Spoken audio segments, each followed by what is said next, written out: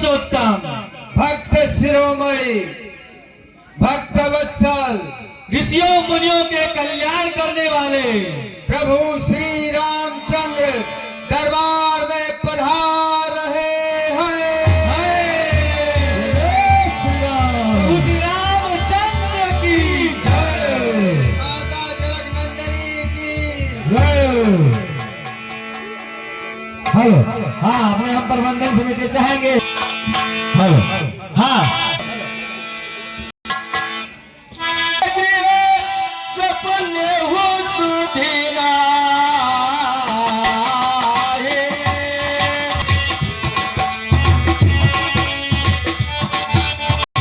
मैं आपका कुल गुरु वशिष्ठ आर्यावर्त के समस्त ऋषि गुरु की ओर से आपका अभिनंदन करता हूँ।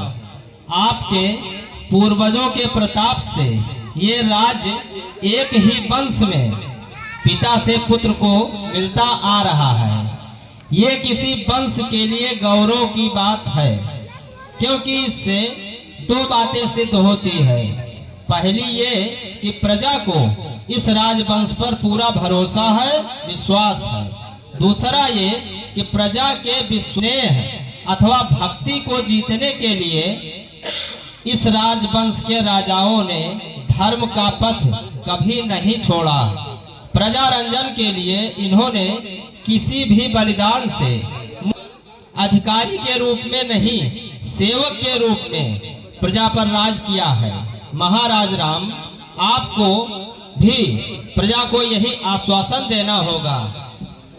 अपने राज्यकाल में आपको ये बातें सर्वथा याद रखनी पड़ेगी कि आपका हर कार्य की तुलना आपके पूर्वजों की महानता से की जाए।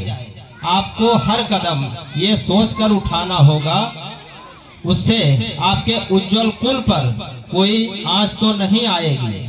ये याद रखना कि जिस दिन कोई व्यक्ति राज मुकुट पहनकर राज सिंहासन पर बैठता है, उस दिन वो अपनी निजी सुख सुविधा का त्याग कर देता है। प्रजा रंजन ही राजा की सबसे बड़ी तपस्या है। अब मैं कौशल देश की सेना सभी मंत्रियों की ओर से राज्याधिकारी के रूप में नए राजा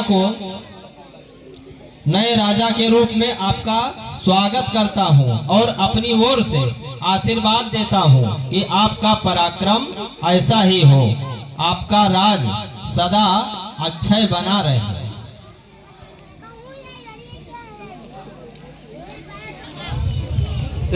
परम पूज्य गुरुदेव, आपके आशीर्वाद के लिए हमारा कोट सा धन्यवाद स्वीकार करें।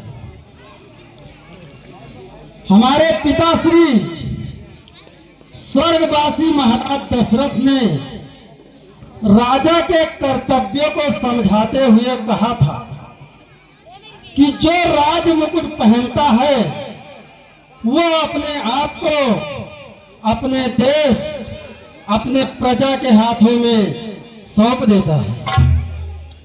राजा होने का अर्थ है सन्यासी हो जाना, फिर उसका अपना कुछ नहीं रहता, सब कुछ देश का हो जाता है। वो अपने देश के लिए स्त्री, पुत्र, मित्र, यहां तक कि उसे अपना प्राण त्यागना पड़े तो त्याग दिए, क्योंकि जो राजा इन सभी सुखों का त्याग नहीं कर सकता, उसे राज सिंहासन पर बैठकर प्रजा से कर लेने का कोई अधिकार नहीं। फिर उन्होंने कहा था कि दंड अवश्य धारण करता है, परंतु राजा की मूल शक्ति दंड नहीं, न्याय है। न्याय जो पक्षपात रहित हो, न्याय जो संकुचित भी न हो, उदार हो। मैं आज आप सबके सम्मुख सूर्य, चंद्र, तारामंडल, समस्त दिक्पाल, लोकपाल, और स्वर्गगृह परम पूज्य पिताश्री व अयोध्या के जनता जनार्दन के सन्मुख खड़ा होकर ये वचनबद्ध होता हूँ कि हम अपने पिताश्री के बताए हुए मार्गों पर चलने का पूर्ण प्रयास करेंगे।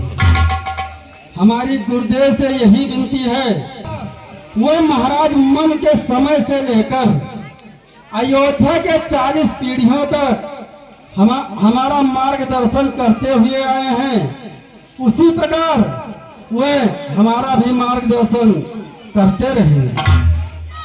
आज सुमति मंत्रिमंडल हमारे राज्य को चलाने में हमारी सहायता करेंगे। जिस प्रकार वे पिताश्री को अपने निर्भीक वचनों से, अपने विचारों से उनको राज्य चलाने में उनकी मदद करते थे, और उनसे विनती है कि मेरी दुर्बलताओं को न ध्यान देते हुए जो उचित हो वही कार्य हमें बताएं। मैं अपनी प्रजा को यह आश्वासन देता हूं के लिए यदि मुझे अपने सबसे प्रिय वस्तु का भी बलिदान करना तो उससे हम मुंह नहीं मोड़ेंगे। हम अपना राज न्याय, सत्य, नीति और धर्म के आधार पर ही चलाएंगे। प्राण त्याग देंगे परंतु प्रजा का त्याग कदापि नहीं करेंगे।